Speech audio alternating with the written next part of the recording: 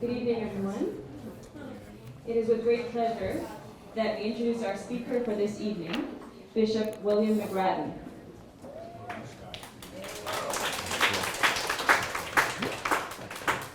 Bishop McGrattan was installed as the Bishop of Peterborough in June 2014. Prior to this appointment, he was auxiliary bishop in the Archdiocese of Toronto from 2010 to 2014 with responsibility for the Central Region. Bishop McGrattan was born in London, Ontario, where he completed an undergraduate degree in chemical engineering. Then a Master's of Divinity degree before being ordained to the priesthood in 1987 for the Diocese of London. After serving for 3 years at St. Joseph's Parish in Chatham, he went on to further studies in Rome. He served on the faculty of St. Peter's Seminary in London from 1992 to 2009. He was an associate professor, vice-rector, rector, and dean of theology there. Bishop McGrattan is currently a member of the Doctrine Commission for the Canadian Conference of Catholic Bishops. He is a liaison bishop to the Catholic Health Alliance of Canada. He also serves on the Education Commission for the Assembly of Catholic Bishops of Ontario and is their liaison to the Catholic School Chaplains, Religious and Family Life Educators. He is a board member of the Catholic Health Association of Ontario, and he's the National Spiritual Advisor for the Catholic Women's League of Canada. Please welcome Bishop McGrattan. Thank you very much.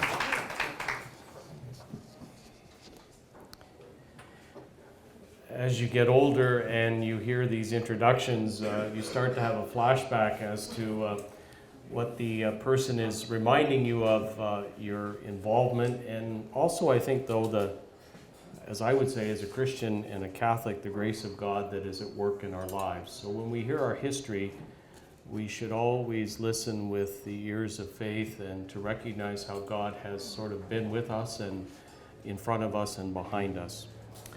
So, with that brief thank you and the introduction, when I was asked to consider this topic, I was told that it was time sensitive, which means that this talk had to take place at some time before the upcoming elections, which are going to take place next week across Ontario. And I can only imagine that many of you, like myself, have been inundated either through newspaper, texting, radio, television. We have always sort of been aware of the fact that those who are running from public office are constantly in the media today. And I would say to you that the media is a very important instrument that helps us to understand the platform and what the particular candidates who are running for public office are representing. Sometimes these are found in editorials, on headlines, and also they present a very sharp critique and criticism of our politicians. Not so much sometimes on their social issues, but sometimes on their own personal character. And so this becomes part of the understanding of politics, that there is a personal dimension and character that seems to be important when we are considering a candidate. Now, I would say to you that it's legitimate for those who are running in public office to be open to criticism for what they stand for and the values that they represent and what they will do when they are in public office. However, and this is my first point, is that I think that this criticism can create a culture of cynicism. And with cynicism, suspicion. That in some ways, anyone who would aspire to give or to offer themselves for public office should be first considered with suspicion or a bit of cynicism. Now, it is true that when they present themselves, they are standing before us, as you and I would, in offering ourselves for service. And so they often begin to think about the fact that should they run for public office? Because many people that I have talked to often wonder if they can withstand the public scrutiny and the criticism and the critique that will be given to them. So I want you to keep that in mind as I make some of my further points. What I would like to say to you is that we as Christians and Catholics should help society and those who aspire for public office to recover a legitimate respect. And I'm saying a legitimate respect for those who are involved in politics. And I'm going to quote from an early century Pope, Pius XI, whose pontificate was between the First World War and the Second World War, and the rise of nation states in Europe. And it is in that context that he made the following quote: "Politics has to do with the interests of the whole society. From this angle, it is the domain of charity in its largest sense. Political charity, the charity of the city." And he capitalizes city. And for those who are Greek scholars, we know that the word polis, or politics, comes from that root word meaning city. That those who are aspiring to be involved in political activity must take into consideration the needs of the entire city, the welfare of everyone. And so what Pius X was saying is that people who are willing to serve in public office are really aspiring to a noble form of love. Now, this might sound radical to you, but I do believe that we have to recover, as Christians and Catholics, this understanding of those who would allow themselves to offer their service as politicians. They might not understand it, but I think we as Christians should remind them that they are aspiring to a noble form of love and charity. Now, in Pope Benedict XVI, Emeritus, Deus Caritas Est, he really reiterates the same sentiments of Pius X. And he talks about the importance of making a distinction between charity and politics. He talks about the ministry of charity and politics as being linked and also distinct. He says it this way: "The integral unity between the commitment of justice and the ministry of charity should never be understood in a dualistic notion. The two are never opposed.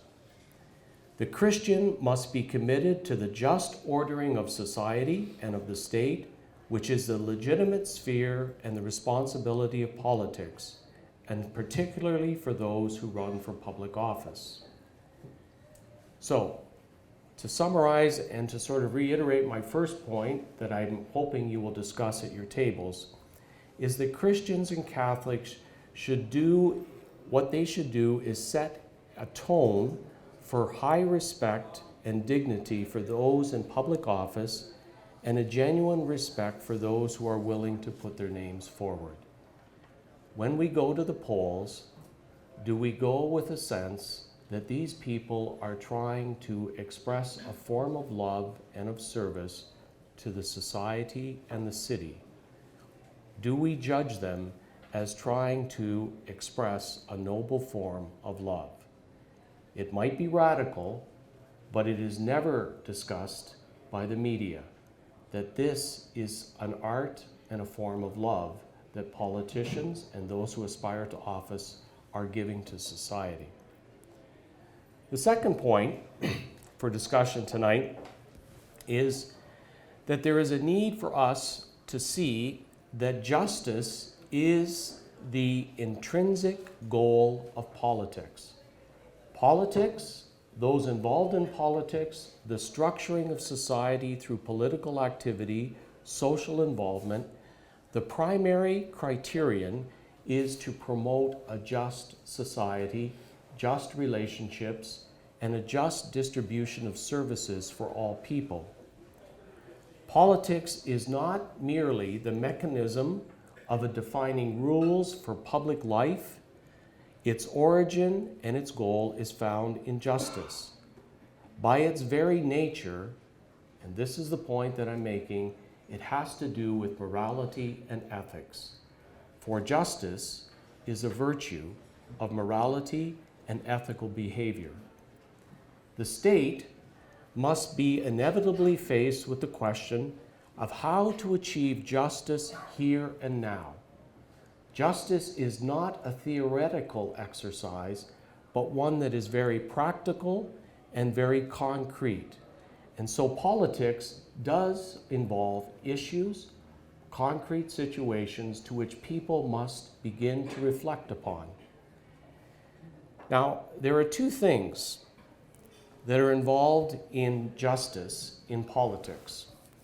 And I would say that to be involved in politics is to be open to go under a process of reform or conversion, so that processes of political activity and debate must engage us in the process of reform and conversion. Not only the person who is making a political statement and articulating their position, they should be able, in humility and in discourse, to be able to change their position. Most times, people are never allowed that luxury or that ability as politicians in the debate and in running up to a politician or to an election to actually have the ability to reform and to change their position. It's almost as if that what they stand for, they must hold to the end. And yet politics, justice, requires of each of us an ability to be open and to reform our ideas as to what truth is and how it should be lived here and now. The second point of reform is what I think most of us conceive of politics, that it should be a way in which we can reform social institutions and society itself. This is where we encounter two opposing political ideologies, and I'm going to characterize them as this. There are those who believe that the reform of society can only be done by enacting just laws, appropriate social and economic institutions, and if we do that, all of our social problems and all of our social ills will be addressed. To be facile, I would say that is a liberal position, that all of society can be made good by the establishment of laws, social institutions, and services that will do away with all of human ill and human sin and our imperfection. The other is what I would characterize as the right. There are those who would say less incursion of politics, less incursion of government, and what is really needed is that if we simply become good people, then we will have a good society. So the idea that individualism, the idea that society can become good and just, not through structures, but by individuals. So those two opposing positions can often be reflected during political debates and also in political situations. The point I'm making is that politics requires the reformation or the change of individuals as much as it requires the change of social institutions and social practices. The two can never be separated, and the two must go hand in hand. The third point is that the need for social change and social reform is, I think, quite evident. The fact that social change is necessary is because of simple growth in the evolution of society, in our culture, our economic structures, and even what I would call technology and the changes that occur because of society's use of human reason. There is also a need for a growth in moral awareness. And this is where Christianity and faith is important. There is a need to change and to examine the rights and the responsibilities that we share in promoting a just and what I would call a society that recognizes the common good. We see minority rights, we see issues around the environment as ways in which society must continually develop a moral awareness to the organization and to address these particular changes in society. Cultural, in terms of minority rights, the rights of individuals, and also, more importantly, I guess we could say, the rights of the environment. And finally, the need for social change is due to our own sinfulness. It's what St. Thomas Aquinas often said, is that there is always a serious limitation in our ability to use our reason. And if politics is the enactment of justice, it is the use of our practical reason.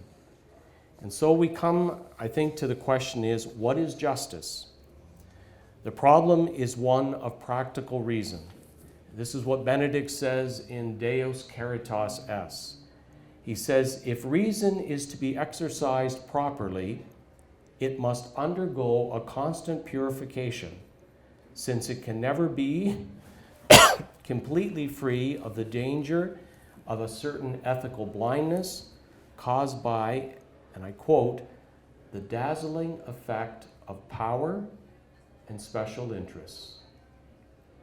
This is a Holy Father who is basically characterizing sometimes how we can become ethically blind in the use of our reason, our practical reason, for promoting the common good. The dazzling effects of power when we are in such positions, and sometimes the fact that special interests can take over and blind us as well, both us who vote and those who allow themselves to serve in public office. This is where faith and politics meet. Faith is simply the encounter that we have with God. We call it an experience. Benedict and Pope Francis have constantly used the term and the expression an encounter. Faith, by its specific nature, is an encounter with the living God. It is also an opportunity for us to expand the sphere of our reason. This encounter can change our lives and can change how we see the world. It affects our reason. The purifying of our reason, the liberating of our reason from blind spots can be assisted through the gift of faith and our Christian belief. Faith enables reason to do what it is supposed to do. It is, as Pope Benedict said, the basis of the Church's social teaching, which argues on the basis of reason and not faith.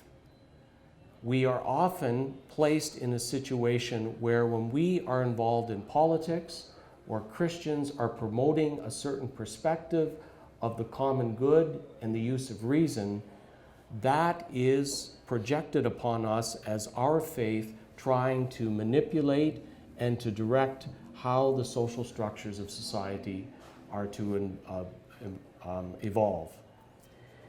And I quote here too again, it is not the direct role of the Church to make its teaching prevail on the public life or political life.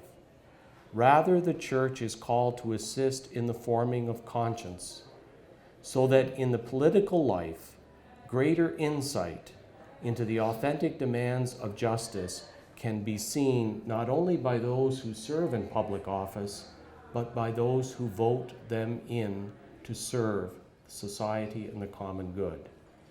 So the role of the Church, the role of our faith, is to inform our reason and also through that to assist in the forming and the discernment of a person's conscience and their choice and decision concerning a particular issue that society faces, or to make that decision that this candidate is the one that they recognize as one who will deal with the public and issues of the social good. Justice is a political task which cannot be the immediate responsibility of the church. Even though we would like to be dragged into politics, it is not the direct responsibility of myself, nor is it the direct responsibility of you, other than you who may be called to and to aspire to serve in public office. As a just society, society must see the achievement of politics as the promotion of justice through the efforts of bringing about the openness of mind and the will to do the demands of the common good and to be concerned with what the church is deeply concerned is the dignity of the human person and the promotion of the common good. The direct duty to work for a just ordering of society is the proper role of the lay faithful. As citizens of the state, they are called to take part in public life in a personal capacity. They should not relinquish this responsibility or their participation in the various spheres that promote the common good of society, whether that be in economics, social structures, legislation, or the participation in the public activity and political life of its community. Benedict said that this is a social form of charity. Historically, Christians have recognized the need for social change. However, that responsibility has sometimes been expressed in what I would characterize as three responses. The first, when faced with a great deal of social change or the need for social change, we as Christians can withdraw. That to be involved or to compete with or to try and promote social change is not something that we can see nor commit ourselves to, and so we withdraw. The second, which is a little more forceful, would be what we would describe as revolution. It's bringing about the end of an existing situation in society and overthrowing it, not through democratic means or the means of politics, but other choices in which to overthrow a certain social reality. And here I would point out is the great influence of the social media, which allows this particular response to gain ascendancy and credence among people. It is a way in which revolution and ideas can necessarily be communicated in a very rapid way, and how people begin to express their dislike and displeasure for certain social realities. It is what I would call a quiet revolution, one that sometimes is not necessarily interpersonal, but is one that is expressed through technology and media. The third involvement, and this is why I will come to my final point, is that Christians are encouraged to be involved. To change and to reform society is to become involved in the existing situation and to try to bring reason and the need to be involved in changing society and social changes for the good. So my point here is that to vote, and this was reflected on in the prayer, is a form of involvement. Even though it is one vote, it is a form of involvement. An aside, when I was growing up, and all of you have had this talk from your parents, either the three talks, but the one on sexuality was okay. My dad did pretty good. The second one was sort of together with my mom and dad telling me about the need to sort of be more responsible once I turned 16, and that there were certain experiences that maybe I should be aware of. And they mentioned things like drugs and drinking and all of that. And I'm sure you've had that. What stuck in my mind, though, was the talk that my dad gave me on the fact that I was turning 18 and I could vote. And I remember one Sunday afternoon sitting there and listening to him and debating, as maybe you have thought, what difference does one vote make with regard to a society? And we had a philosophical debate. He talked about him growing up and the importance of how a vote was a way for us to participate and to be involved in society. I can say to you, of the 3 talks that I had as a teenager, the one on the responsibility to vote is the one that has stuck with me the longest. And so when I was preparing for this, I remembered that talk at the kitchen table when I was turning 18 and I was going to be able to vote. My point now here is this, is that the church, in trying to assist you who are voting in public elections, is to help you to form your conscience. Because your conscience is the practical judgment of reason. It's bringing to bear what you as a Christian know in terms of what is right and wrong. And so your vote is an expression, you might not see it as that, as an expression of what you think is right for society. This is something that you personally have come to inform yourself about, have made a practical judgment.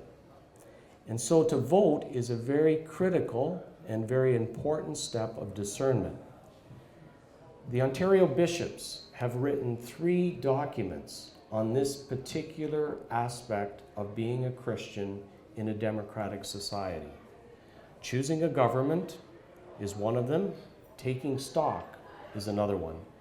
But in each of these documents, in 1997, I believe, and about 2007, they enunciated 11 principles that should be thought about in light of the particular issues facing a society that is coming into an election, and to judge candidates as to how they stand on these particular areas and whether particular issues touch upon these 11 principles. These 11 principles should be or are presented by the bishops as a way of informing your conscience. And I'll just go through them and then just maybe try and give you examples.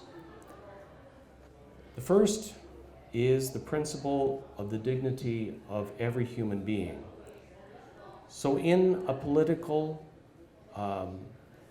situation, and a politician is being asked to give their position concerning a social issue that involves the dignity of the human person, whether it be rights to minority, whether it be services to certain people in society, this would be an area in which to judge a candidate. Are they promoting a platform? Do they represent, or are they willing to promote in society the dignity of the human person? The second principle, the common good. Here, society is based on not just one particular good. This phrase that is often referred to in politics as a wedge issue. The idea, and I'll come back to this as well, is that sometimes people think that our society should be dictated by referendums.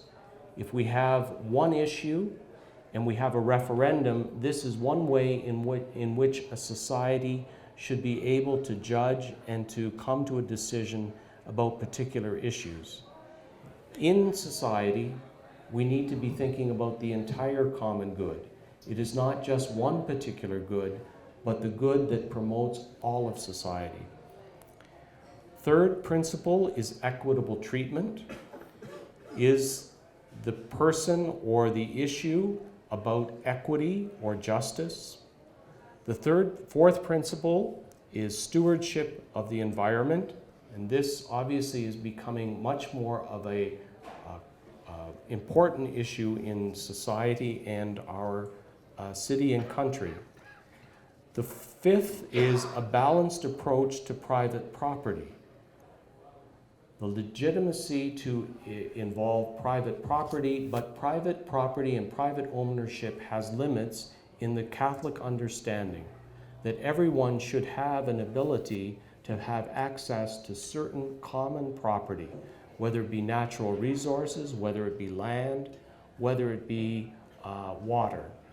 So again, this would be an area to judge and to form your conscience on. The sixth is the right to gainful employment. This is a very important issue given our economy. Is there adequate employment opportunities? This generation, the generation that is sitting here, this is a very important issue. Is the structure of our society and our economy allowing for you and for the next generation to have the opportunity to gain gainful employment and to allow yourselves to contribute through work? The seventh is the right of workers, the economy in terms of labor. Are we dismissing the ability of the right to people in labor to unite and to make sure that working conditions are appropriate for them? Are the rights of workers being respected? The eighth is the rights of the marginalized. And here the marginalized could be those who are incarcerated. Are there issues about incarceration, how we treat those in prison? It could deal with immigrants and refugees. Are they provided adequate health care? Are they treated with dignity? The ninth is the sacredness of life at all stages. This particular issue is also being seen in Quebec, and it will be very much an important issue in our own federal and provincial parliaments. The respect of life to the end and not the situation of medically assisted dying or suicide. The 10th is the principle of solidarity and subsidiarity. This issue would be played out here in Toronto. The whole question around the infrastructure and traffic and public transportation. Is this simply something that the city, or does it need to have a sense of solidarity to the province, and the federal government is also responsible for promoting such structures? And so solidarity would include the fact that the provincial and federal government should assist in certain social areas to provide legitimate support. And this might be a particular issue that needs to be looked at. The 11th point, is very practical. That after talking about these 11 principles, and if as a Christian or a Catholic and you were to sort of line up those 11 issues and begin to look at the particular platform of a politician, this would help you in being a discerning voter. How do you see each of these politicians or these social issues in a political contest? Is the politician respecting these particular areas of Christian and social teaching? In all of that, though, I would come back to this last point, is that politics is the art of the possible.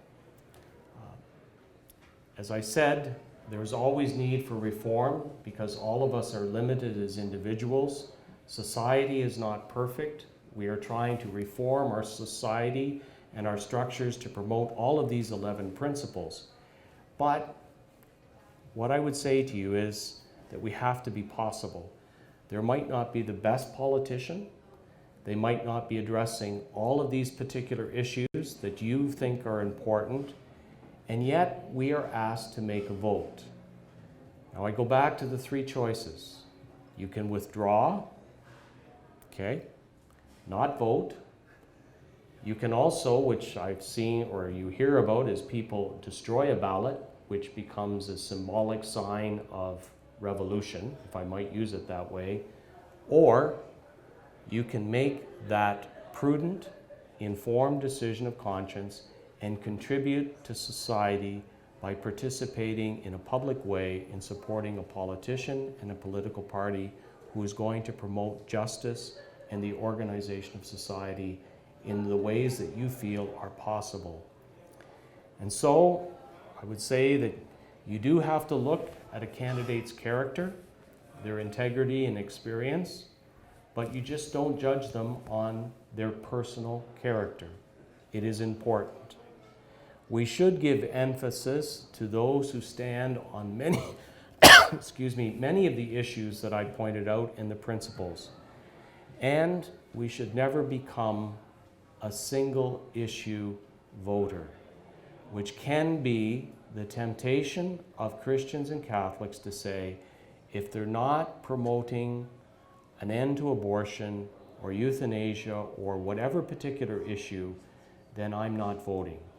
And this is not what I would call a true understanding of the Christian participation. We are never a one single issue people in terms of politics and in our voting. So, I would say don't abstain from voting.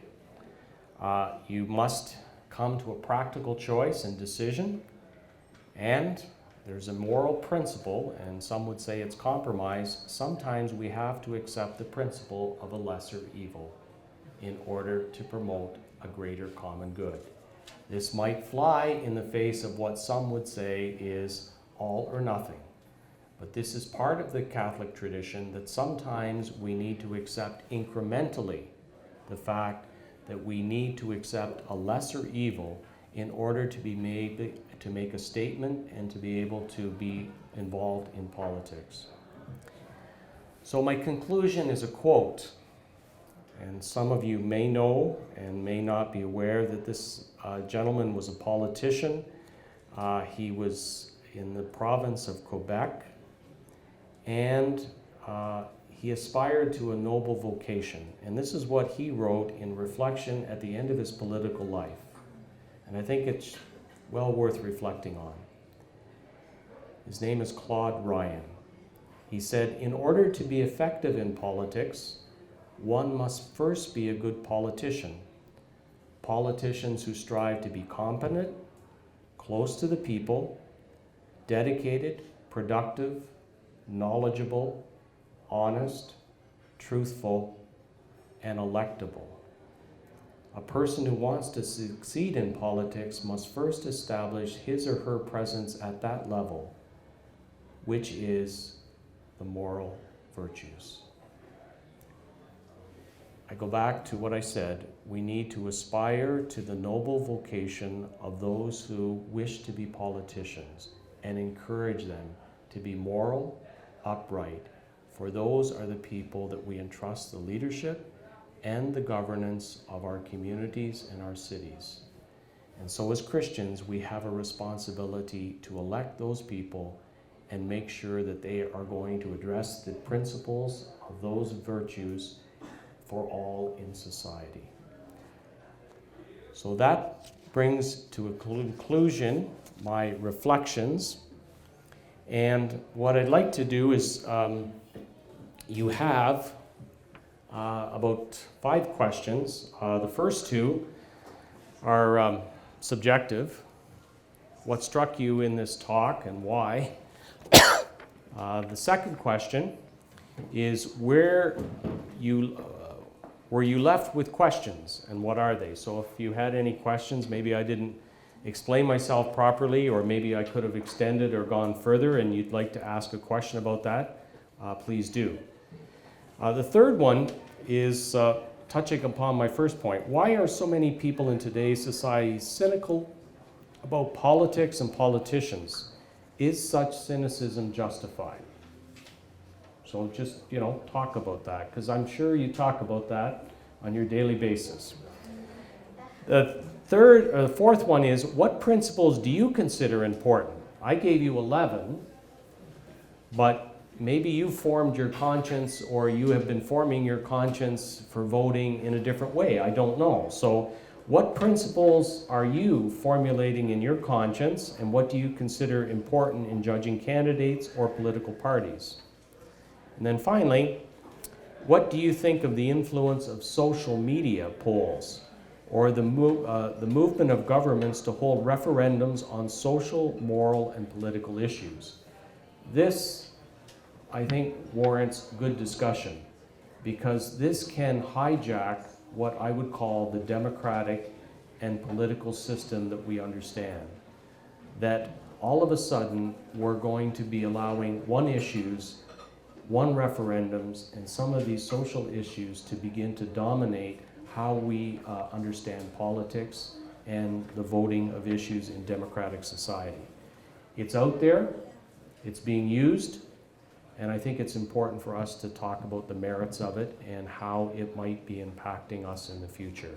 Social media and the cry for referendums on any issue we cannot decide on. So I leave that to you. Okay?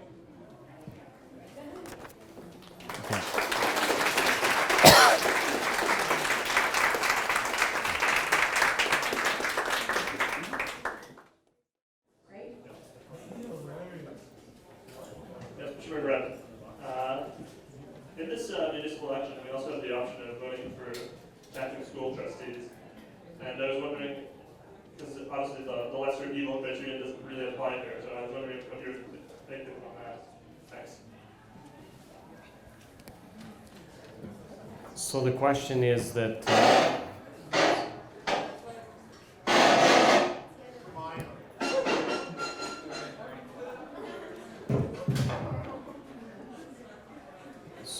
the question is that we do have those who are running for Catholic school trustees. So here in Ontario, we have an educational system that allows us to elect people that will help sort of govern or direct education for our young, and we've had the privilege as Catholics to have separate school funding, which is a historical reality.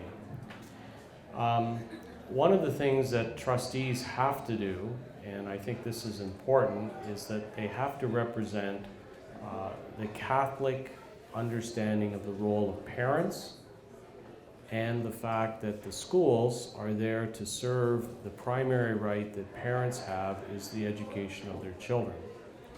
So trustees should understand that role.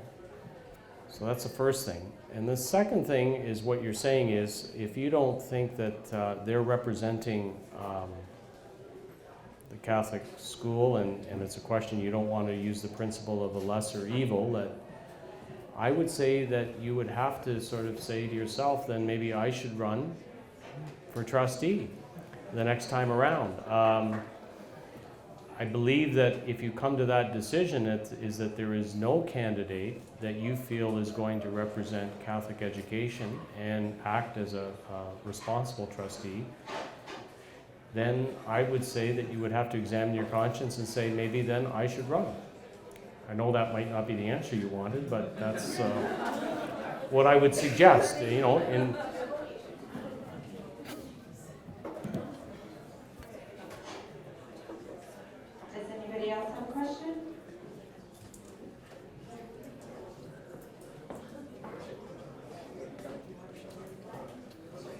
Thanks for having me. The Catholic Church is somewhat of a democracy. The cardinals elect the Pope, but there's limits to democracy in the Church in the sense that the parishioners don't elect their parish priests. The parish priests do not elect their bishop. It's from the top down, and that's fine. I understand the reasons for that. But I wondered if you could articulate where the limitations are to democracy and where it works and where you kind of have to, where it doesn't necessarily work within the church. I wondered if you, is that maybe too off topic, or maybe comment on that? Sure. The understanding of democracy is, as I understand it, I'm going to sort of presume this is what you mean by democracy, is that the democratic approach is that from the bottom, those who are in positions of leadership and authority have the support and the commitment that they are recognized and, in a sense, either voted in or they have a sense that they have supported and elected this person. Is that what I'm hearing you understand democracy to be? Okay. In the church, there is a democratic understanding that canon law says that each person has individual rights. So there is a code, a law, which governs various areas of the church. So this principle of democracy is there. It's not necessarily in terms of the choice of those who are called to lead, because it's tied to the sacrament of ordination. And so that, in a way, sort of limits this democratic understanding that all of the faithful have the ability to choose their leader. In a way, we see the sacramental dimension of those called to leadership as being tied to the sacrament, and then Christ, who chose the disciples, we see in that how the church has continued that tradition of choosing, ordaining, and then entrusting this role of governance. Now, democratically, if a bishop and a priest should realize that even though they are chosen and placed in that position, they should try and exercise a style of consultation, of involvement, and of dialogue and listening. And hopefully, in terms of structures, in ways in which ideas and pastoral realities in a parish or in a diocese are brought to the surface, then structures or mechanisms which are more democratic would allow that to influence those who are leading. So I agree that from a sacramental point of view and from our historical understanding of those who are placed in leadership, it is tied to the idea of sacrament. Realities, limits, do not allow for that to take place in certain parts of the world, because we entrust that to religious, we entrust that to lay people, and so that also limits us as a church to be able to say that that form of leadership, of sacramental leader, can be experienced in that community. So I would say to you is that there are expressions of democratic leadership in the absence of an ordained priest in certain parishes and in certain communities throughout the church. I'm just giving you examples of that. I do believe that, as I'll go back to my point, is that this expectation of dialogue, of collaboration, of what I would call co-responsibility. And this is something that the Canadian bishops talked about this past September. Have we really understood co-responsibility as what the Second Vatican Council was calling us to in terms of our collaboration with the laity? Co-responsibility is not just one way. Co-responsibility is for us then to see and to sort of say that the laity, ourselves, are equally responsible for the church. And this, I believe, is where, again, Pope Benedict is trying to get us to realize that it is our baptism that allows us to be disciples and missionaries, and we need to express that co-responsibility. But the limit is sacramental, but I don't think that that should limit the pastoral reality and how that leadership is exercised now in the church. It's a good question. Yep. Thank you for respecting the limits. Yeah. Do we have any other questions? I've got one. Got one over here. Okay. Thank you, Bishop. My question is, so there are 11 principles that you outlined for us. Would you say that there is a hierarchy of values even among those principles in the way we discern, even among those when we're discerning a candidate, for example? Yeah, I would say that, and I would come back to the life issues like the dignity of the human person, the respect for life from conception to natural death.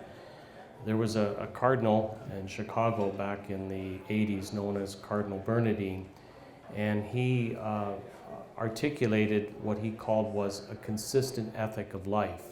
So to try and address your particular question, these life issues, how are you able to sort of organize them? And he would sort of say that the principle is to have a consistency. So if there is a hierarchy, it is these life issues that must be held in consistent priority for us as Christians.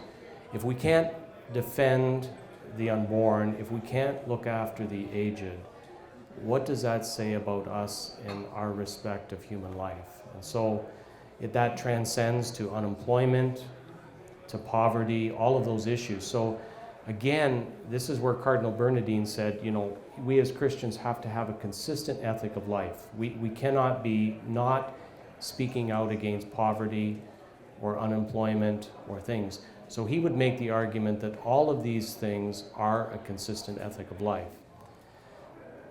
Doesn't sort of help you when you sort of say, well, if all of these issues are important, then, how do I go through that? And that becomes the responsibility of your conscience.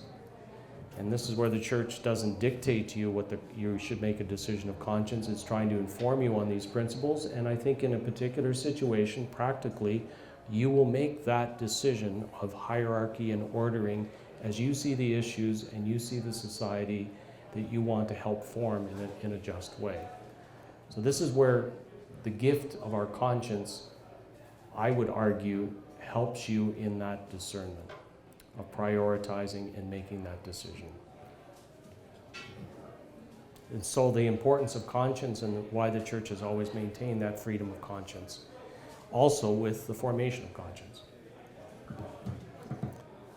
It's another random question. Yeah.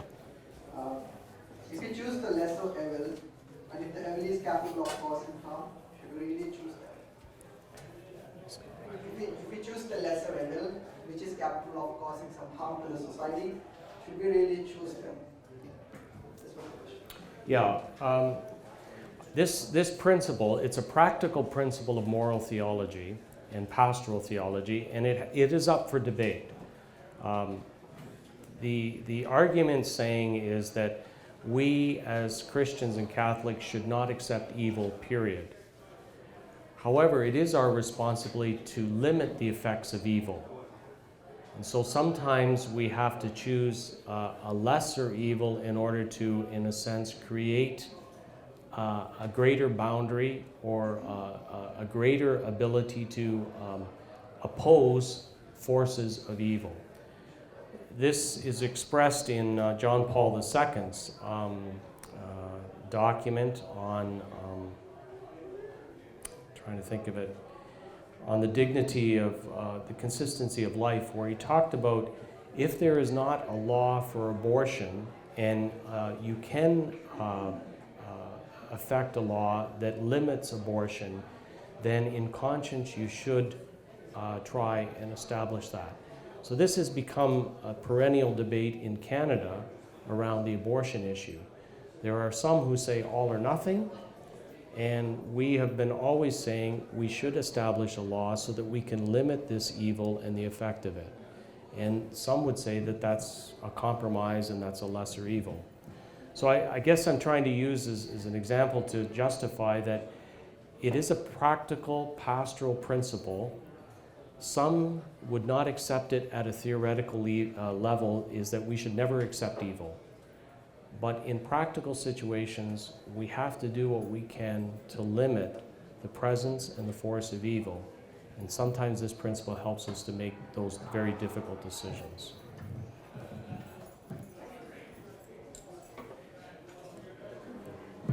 Any more questions?